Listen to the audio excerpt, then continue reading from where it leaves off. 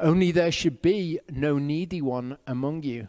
For Yehovah does greatly bless you in the land which Yehovah your Elohim is giving you to possess as an inheritance. So it tells us here there should be no needy one. That's how it should be. But as it goes on, it's going to reveal that that's not what Yehovah is apprehending will be the situation. This word Evyon, okay, the outline of biblical usage in Blue Letter Bible is fairly accurate. Basically one who is in need. Okay, they have need of something. Okay, that's what an Evyon is. For the definition of the words which are translated into our English Bibles as poor, I'd recommend this teaching because there are somewhere between 8 and 10 words which are translated as poor, which all have a variety of different meanings. Okay. Psalm 112, 4-9 says, light has risen in the darkness to the straight ones, those showing favor, the compassionate and the righteous. Good is a man showing favor and lending. He sustains his matters in judgment. For he is never shaken, the righteous is remembered forever. He is not afraid of an evil report. His heart is steadfast, trusting in Yehovah. His heart is upheld. He is not afraid while he looks on his adversaries. He scattered the broad. He gave to the Evyon, who's in need. His righteousness is standing forever. His horn is exalted with esteem. Okay, so this is how Yehovah would have us to be, obviously drawing on the Torah that we're reading. Exodus 23, 10-11 says, and for 6 years you are to sow your land and shall gather its increase. But the 7th year you are to let it rest and shall leave it, and the Evyon of your people shall eat. Okay, so this is an example of a mincha, a spiritual mincha. When you are doing with your material goods, not as you would naturally do with them, but trusting in Yehovah and doing what he has said to do. Okay, naturally, you're not going to take a year off from producing crops and leave it for anyone who's in need. But Yehovah says to do that. Just as giving to the poor, lending to people from whom you do not expect to receive back is a mincha. Job 34 verse 19 says, this is Elihu when he comes at the end of the book of Job and he's speaking to Job the truth. Where he says, who is not partial to princes, nor regards the rich more than the poor, for they are all the work of his hands. Okay, this is something that Jilly asked me about the other week, about we're not to be partial to one group of people over another. So why do we treat different groups of people differently? When it says to not be partial to somebody, it's talking about in terms of mishpat, in terms of justice being done. So if you are to do justice towards somebody, the rich and the poor, you are to treat the same. You don't treat anyone differently because they're rich or anyone differently because they're poor. You don't say, oh, they're the poor people. We're going to allow justice to be different for poor people. The issue is regarding the rich more than the poor. To treat the poor differently in giving to the poor, that's not showing partiality to them. That's just doing what the scriptures have told us to do. Verse 4 of Deuteronomy 15 says, only there should be no Evyon among you, for Yehovah does greatly bless you in the land which Yehovah your Elohim is giving you to possess as an inheritance. So there we have it. There should be no needy one. Only if you diligently obey the voice of Yehovah your Elohim to cherish to do all these commands which I am commanding you today. And as we've seen, there are actually two groups of people who are being addressed, those who will do this and those who won't. Deuteronomy 15:5 in the Septuagint is different, as you'll see, to in the Masoretic text. It says, but if in hearing you should hearken to the voice of Yahovah your God, to cherish and do all these commands which I charge to you today. Okay, that's very different from what it says in the Masoretic text, which is, for Yahovah your Elohim has blessed you as he promised you, and you have lent to many nations, but have not borrowed, and you have ruled over many nations, and over you they do not rule. Okay, so I just want you to be aware that there's that difference there. In the Septuagint, it explains something about what it is to diligently shema. If you hear and hearken. Okay, you can differentiate those two concepts easily in Greek and in English. In Hebrew, it's just shema. Do you shema? It can mean do you hear? It can also mean do you hear and hearken. Matthew 6:19-34 says, do not lay up for yourselves treasures on earth where moth and rust destroy and where thieves break in and steal. But lay up for yourselves treasures in heaven where neither moth nor rust destroys and where thieves do not break in and steal. And we lay up treasure in heaven by giving that spiritual mincha. It says, for where your treasure is, there your heart shall be also. The lamp of the body is the eye. If your eye is good, all your body shall be enlightened.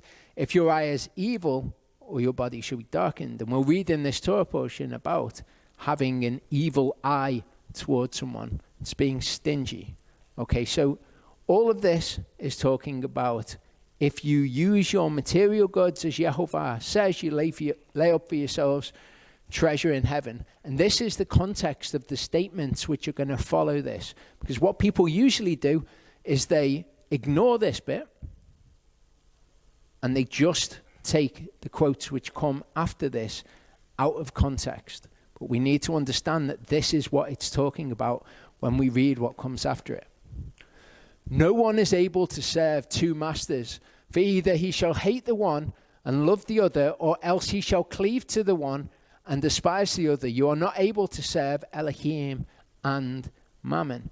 Because if you cling to Elohim, you will use your material goods as he has said to use. And you cling to him and you serve him. And then you use your Mammon for what he says.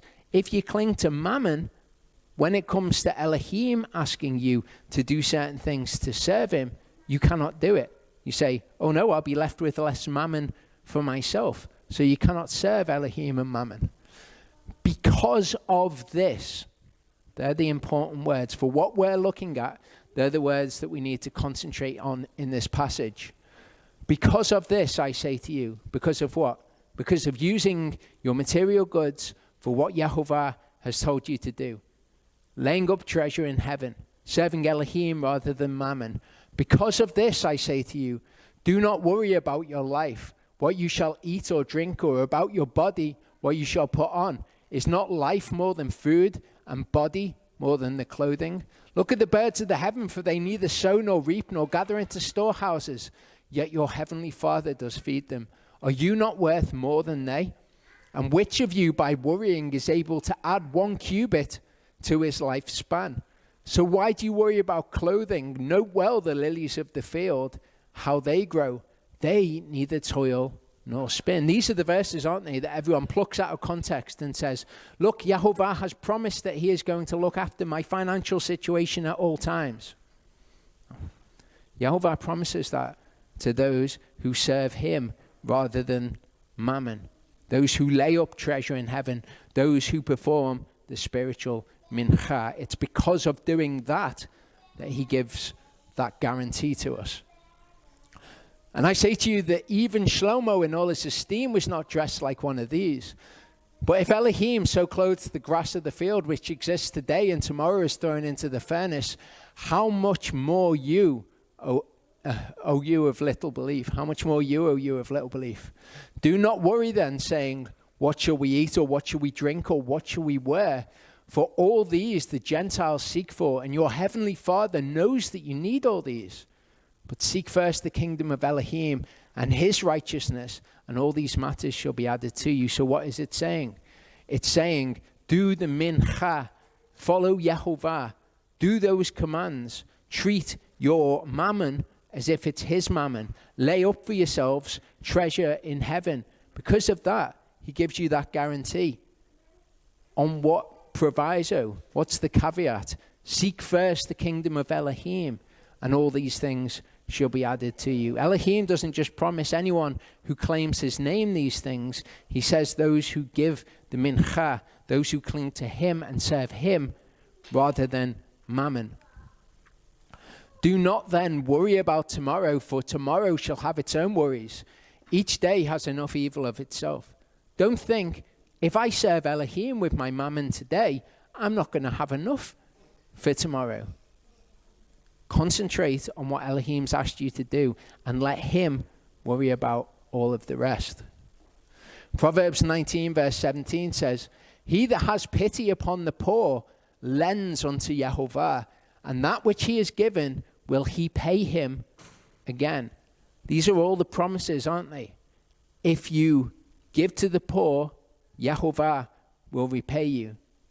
It was promised in our Torah portion as well. We'll see as we go on.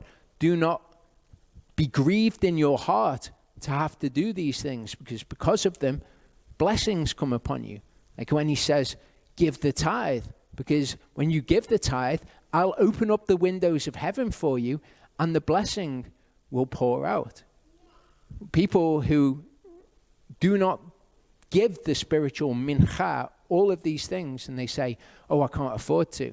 They misunderstand what all of this is actually about. They misunderstand that relationship and that reliance on Yehovah. Yehovah says, don't worry about doing it. Don't worry about what's going to happen to you if you do those things. Seek first the kingdom of Elohim, and then I've promised you that I will look after you, and you don't have to worry about all those things that I know you need beforehand. Proverbs 11:24-28 says, there is one who scatters, yet increases more, and one who withholds more than is right, but it comes to poverty. Okay, so what's right? What's right in Yehovah's eyes? It's his Torah, isn't it? It's doing his commandments. If you're withholding more than what is right, you're not doing with your material possessions as Yehovah asks you to do. There's one who scatters and yet increases more.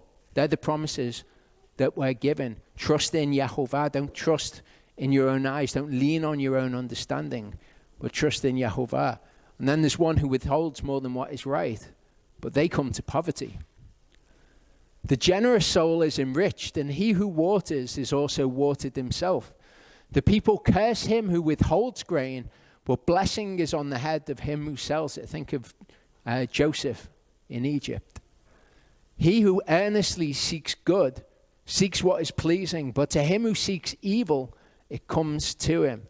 Who earnestly seeks good. You can say, I'm seeking good, but if what you're actually doing is stubbornness, and you are refusing to do what Yehovah says because you've got your own set of reasons why you won't do what Yehovah says, then what you are doing is you're actually seeking evil. Call it whatever you want.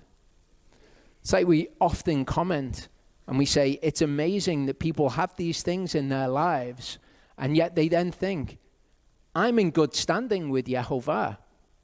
I'm refusing to do what he said, but in some way they've deluded themselves. They've been led astray that it's okay to do those things, and they're still one of Yehovah's followers. They still are obedient to him. He who trusts in his riches falls, but the righteous flourish like a leaf. Okay, it's the exact opposite of what we'd expect.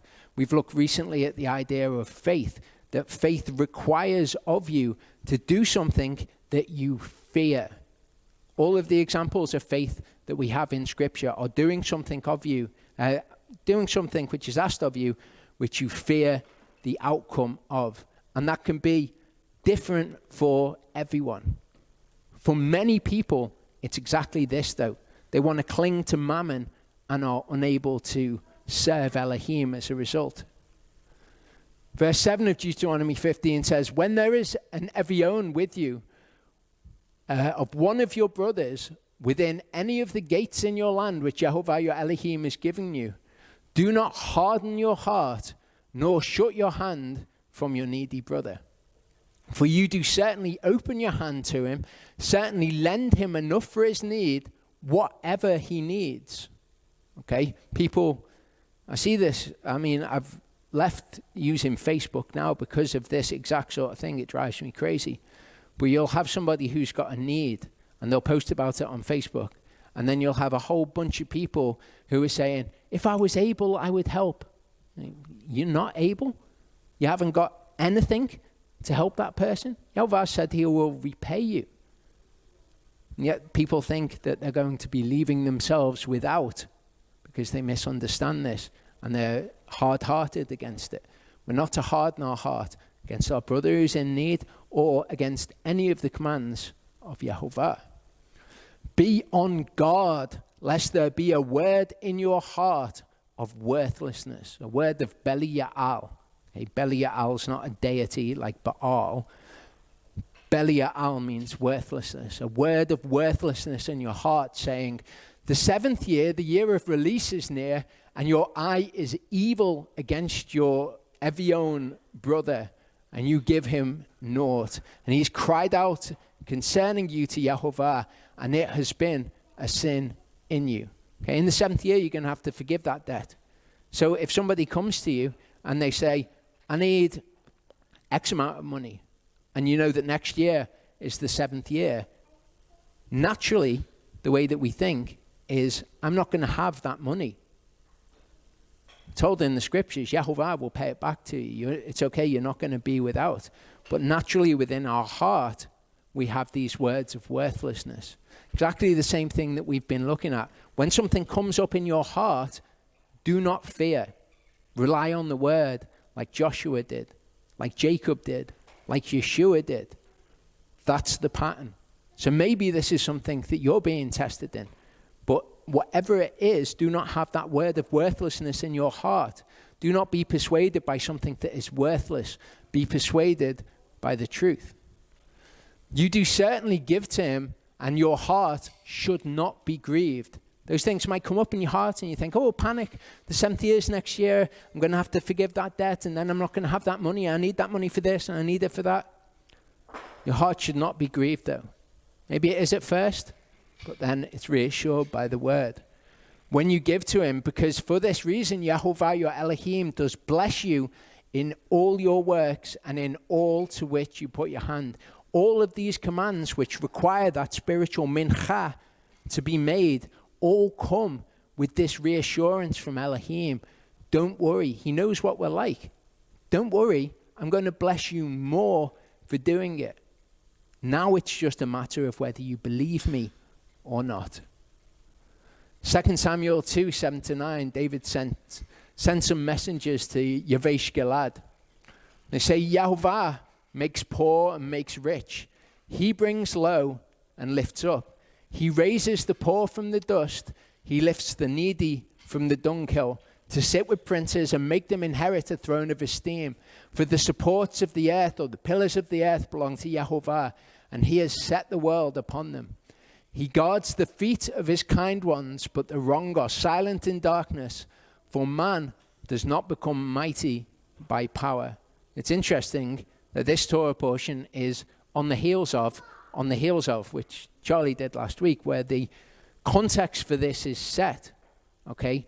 YHVH is the one who provides you with the means to get wealth. And that's the context that all of the rest of this follows from. YHVH makes poor and makes rich. Yet we think by withholding things and being disobedient to YHVH, we're going to put ourselves in a good position. Deuteronomy 8 verse 18 is the verse. But you shall remember YHVH your Elohim, for it is he who gives you power to get wealth, in order to establish his covenant. It's his part in the covenant. He said, if you do these things, I'll bless you. He gives you the power to get wealth. If we think it resides within us, then we've been led astray. We've believed a lie. Luke 18:18-25 says, and a certain ruler asked him, saying, good teacher, what shall I do to inherit everlasting life? So Yeshua said to him, why do you call me good? No one is good except one, Elohim. You know the commands: Do not commit adultery, do not murder, do not steal, do not bear false witness, respect your father and your mother. And he said, all of these I've watched over from my youth. Hearing this, Yeshua said to him, one you lack. One of the commands is one that you lack. Sell all that you have and distribute to the poor, and you shall have treasure in heaven, and come, follow me. This is what the people who, in Yeshua's day, who were joined with his party, which is what this word follow means when we looked at the rock that followed them in the wilderness. It's the same word. All of the people would sell their possessions and they would follow Yeshua. And he says, give to the poor, which is the command that that person was lacking. And it's the same thing that we often talk about. Everyone's going to be tested in a different way. Everyone's going to have a sticking point where they get to and they're like, I keep all of the commands. Right, apart from that one. Not going to look at that one. This guy was the same. When he heard this, he became intensely sad, for he was extremely rich.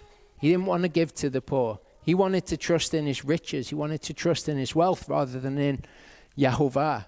When Yeshua saw that he became intensely sad, he said, how hard it is for those who have riches to enter the kingdom of Elohim. Don't let this be you.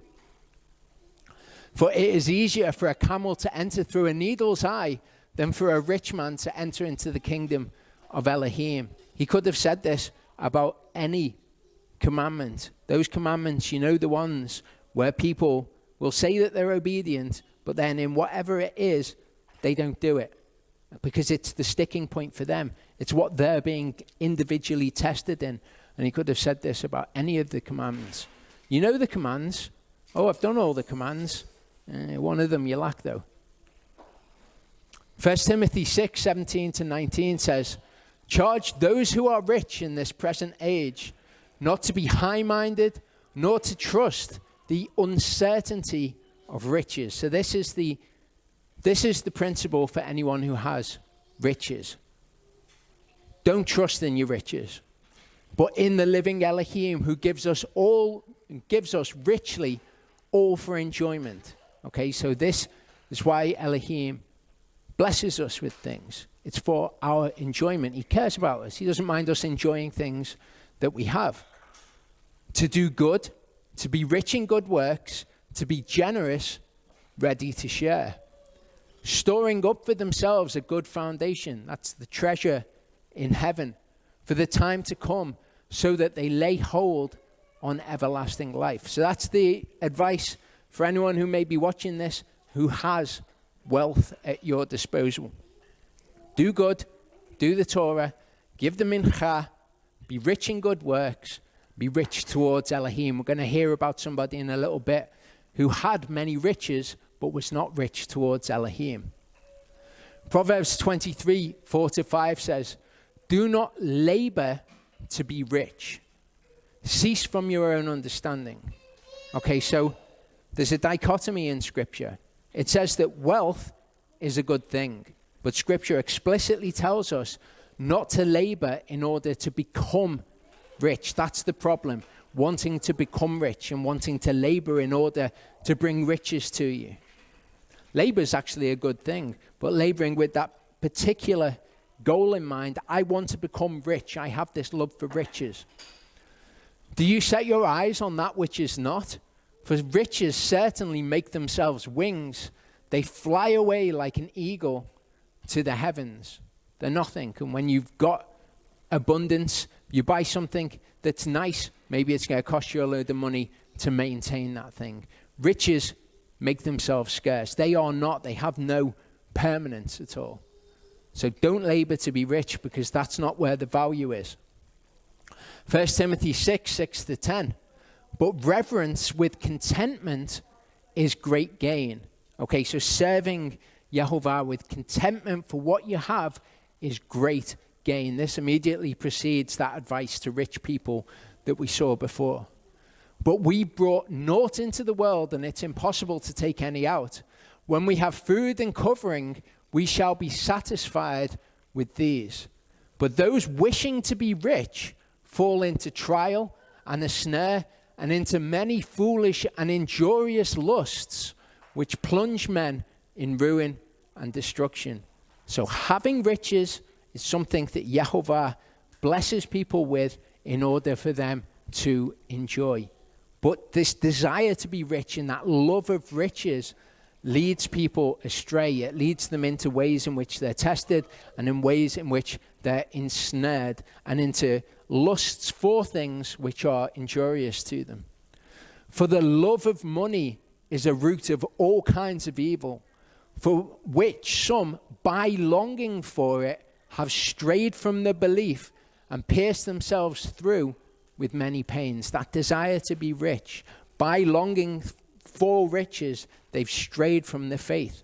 You might think, well, it would be fine. It would be fine. All I want is all those riches, but it'd be fine if I got them. And then I wouldn't stray from the faith at all. But it's that love of money which will taint that afterwards. Hebrews 13, 5-6 says, let your way of life be without the love of money. Be satisfied with what you have.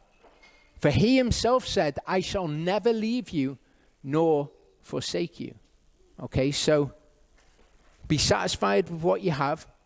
Give to Yehovah what is due to Yehovah. Be satisfied with that. And he said, I will never leave you or forsake you. If you don't store up treasure for yourself on earth and you store it up rather in heaven, you give the mincha, he will not leave you or forsake you. He's guaranteed you this, and he guarantees it all the way throughout Scripture in many different places.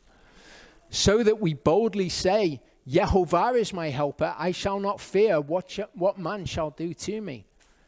That's the reason for it, isn't it? It's that reliance on Yehovah. Because those who desire to be rich actually desire to be free from a reliance on Yehovah. They want a security net so that they don't have to rely on Elohim. Ecclesiastes 5:10-20 says, he who loves silver is not satisfied with silver, nor he who loves wealth and increase.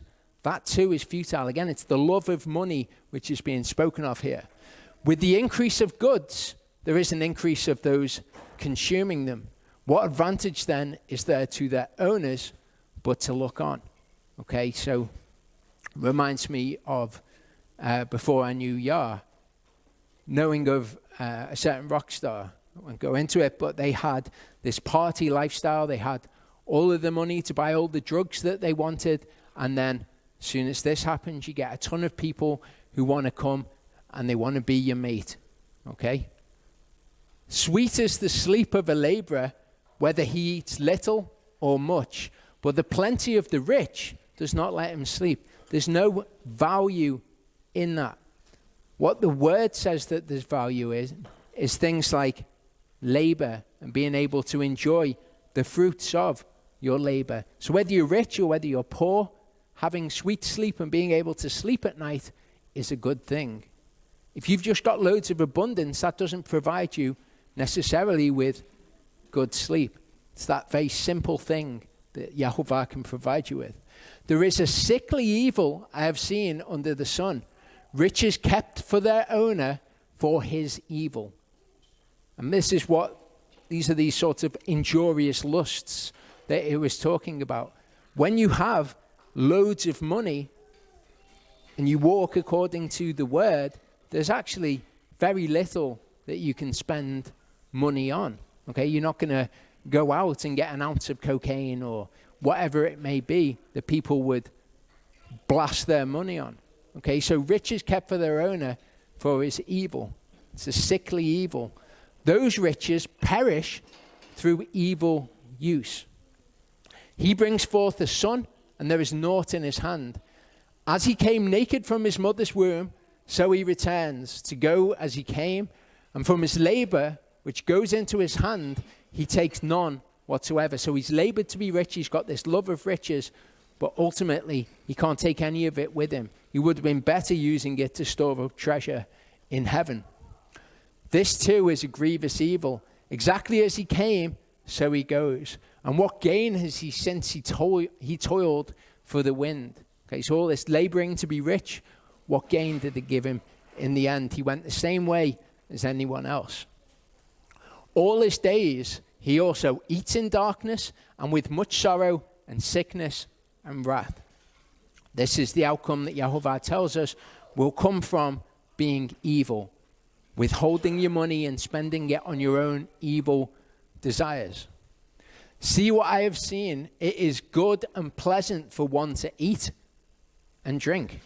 Okay, that's good. Yehovah's given us these things to appreciate. If you've got loads of riches, you can't even spend your riches on that because you're just going to end up massively fat. And to enjoy the good of all his labor in which he toils under the sun all the days of his life, which Elohim gives him, for it is his portion. Okay, so these are the things that we have in life to enjoy. Okay, laboring the good of the fruit of our labor. Further, when Elohim has given any man riches and wealth and permitted him to enjoy them and to receive his portion and rejoice in his labor, this is a gift of Elohim. Okay, so if Elohim blesses you with material wealth, he wants you to enjoy it. That's good. But what he doesn't want you to do is to lust after those things. He doesn't want you to have that love of money and to labor to be rich, for that to be the end in and of itself. Though it not be much, let him remember the days of his life, because Elohim bears witness by the gladness of his heart. That's an amazing thing. Elohim bears witness to who he is by the gladness that is in the heart of the one whom he blesses. That's a good thing. Okay, and we can all appreciate that. But to desire that for ourselves is to break one of the 10 Commandments, isn't it? It's to want something which is not ours, to lust after something which is not ours, and our desire for things to be different, our love of money and our laboring to be rich is trying to shape things to how we want them, rather than doing what is good, laboring, and then Yehovah blessing you as a result. Psalm 62 verse 10 says, "Do not trust in oppression, do not become vain in robbery. If riches increase, do not set your heart on them." So if he does bless you, don't set your heart on those riches. Don't then allow yourself to trust in those riches. That was the advice Paul gave to Timothy. Tell those who are rich not to trust in their riches. Proverbs 28:19-22 says, "He who tills his land is satisfied with bread, but he who pursues vanities is filled with poverty. A man of truth has many blessings, but one in a hurry to be rich does not go unpunished." Okay, and again, this comes back to this idea of spending on your evil desires. There was a time in my life before I knew Yah when I would get a decent amount of money. I was not paying any tax at that point in time either. So I'd get £300-400 a week. And then by the Monday, I would have no money because I'd spent it all on drugs or whatever it was. He who tills his land is satisfied with bread. He's satisfied with those simple things which come from that. But if you pursue vanities, they'll lead to poverty. To show partiality is not good, because for a piece of bread, a man would transgress. A man with an evil eye runs after wealth and does not know that poverty awaits him. Again, it's the inverse of what we would expect. We think, if I give of my material goods to Yehovah, I'm going to be left with less. We would also think, if I go after wealth, and I'm trying to amass for myself wealth as a believer in Yehovah, that would be good and I'll have loads of wealth. Yehovah says, if you do that, you don't know that poverty awaits you in that. Proverbs 10 verse 4-5 says, "Poor is he who works with a lazy hand, but the hand of the hard worker makes rich." So working hard is good to Yehovah. And that doesn't say that everyone who is poor is lazy. It says if you're lazy, you'll be poor. He who gathers in summer is a wise son. He who sleeps in harvest is a son who causes shame. So in all of this, don't labor to be rich. Doesn't mean don't labor. It doesn't mean don't work hard towards something that you can put pride in. Okay? Working hard's good. Working hard in order for your end to be making loads of money is not good. That's the love of money, and that leads to bad things. Matthew 3:10-11 says, and the crowds asked him, saying, what then shall we do? This is John the Baptist. Answering, he said to them, let him who has 2 undergarments share with him who has none, and let him who has food do likewise. It's simple. If you've got something and somebody else doesn't have something, give them that thing. Don't say, oh, I'll pray for you. I wish that I could help, but I'm not able to help. If you've got something, even if you've only got 2 of them and they need the other one, give to them of that. James 2:14-17 says, my brothers, what use is it for anyone to say he has belief but does not have works? This belief is unable to save him. If a brother or sister is naked and in need of daily food, but one of you says to them, go in peace, be warmed and be filled, but you do not give them the bodily needs, what use is it? So also belief, if it does not have works, is in itself dead. There's no point saying to people who are in this position, oh, pray that Yehovah will bless you with things. I'll pray for you too. And then Yehovah will bring those things to you. If you don't help them when you've got the things and they haven't, what good is that? That faith is dead. Luke 12:16-21 says, he then spoke a parable to them, saying, the land of a certain rich man yielded well. And he was reasoning within himself, saying, what shall I do, because I have no room to store my crops? And he said, I'm going to do this, pull down my storehouses and build greater, store all my crops and my goods there. Then say to myself, so you have many goods laid up for many years, take your ease, eat, drink, rejoice. But Elohim said to him, you mindless one, this night your soul shall be demanded from you. And who shall own what you've prepared? So is he who is storing up treasure for himself and is not rich towards Elohim. He who serves mammon but does not serve Elohim. You can't serve both. This guy, the fact that he was rich isn't the problem. The fact that he was not rich towards Elohim in that is the problem. This is the wisdom of the world. And unfortunately, or regrettably would be a better word to use, it is something that is inherent in us that needs to be repented of. Money speaks only one language. If you save me today, I will save you tomorrow. Okay? Sounds like it maybe makes sense on some kind of level, but this is how people think. They don't think, Yehovah is the one that's going to save me tomorrow. If I'm in need and I'm destitute, then it's going to be Yehovah, because I've done all of these things that he's asked me. He has guaranteed to me, he's made a promise to me that he will look after my finances for me. Verse 11 says, because the needy one does not cease from the land. So again, 2 groups of people are spoken to. There should be no needy one among you, but he says that the needy one's not going to cease from the land because he knows how they are.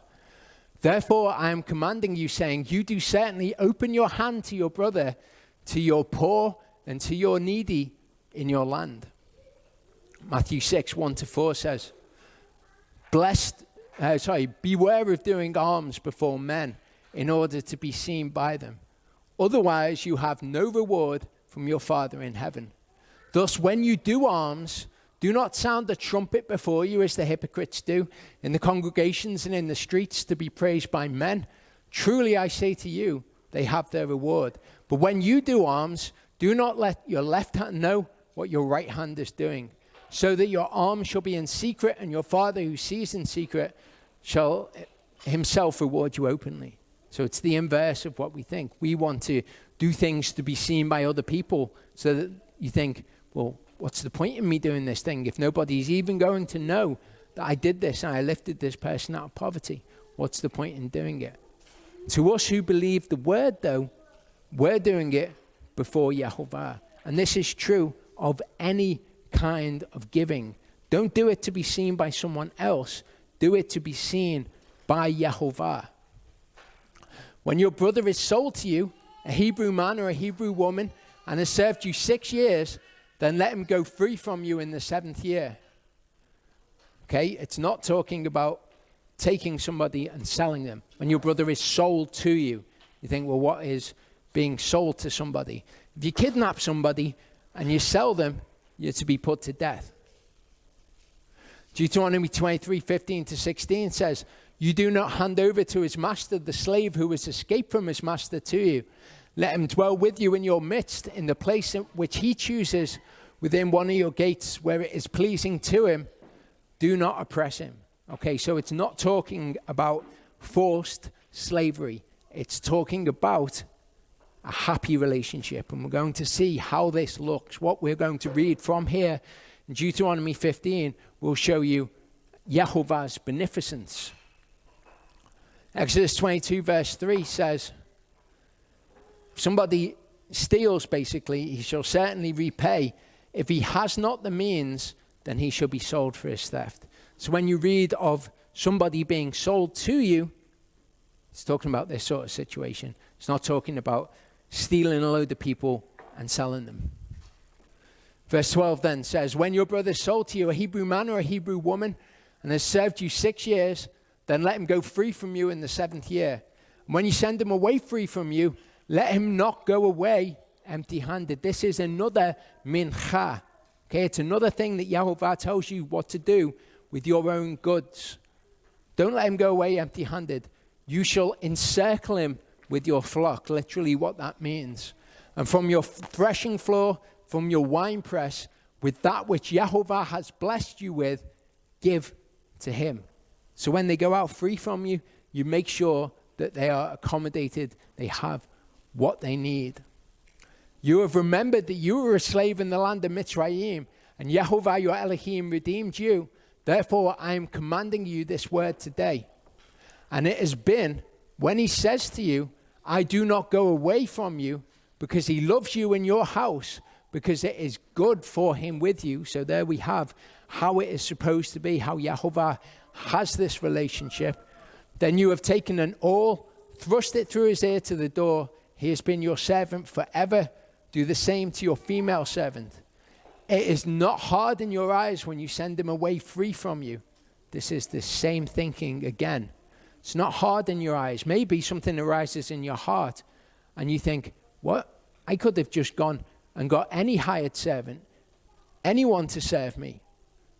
Shall not be hard when he goes away, for he has been worth a double hired servant in serving you 6 years. And what that actually means, without going into the Hebrew and explaining it all, is you've basically, in giving them their hire and then giving them loads of goods, you've paid them twice as much as you would have paid someone else. So that should not be hard in your eyes or in your heart. You don't say, I've given them twice as much as I would anyone else. And Yehovah, your Elohim, has blessed you in all that you do. So again, it's another mincha with another promise of blessing that accompanies it.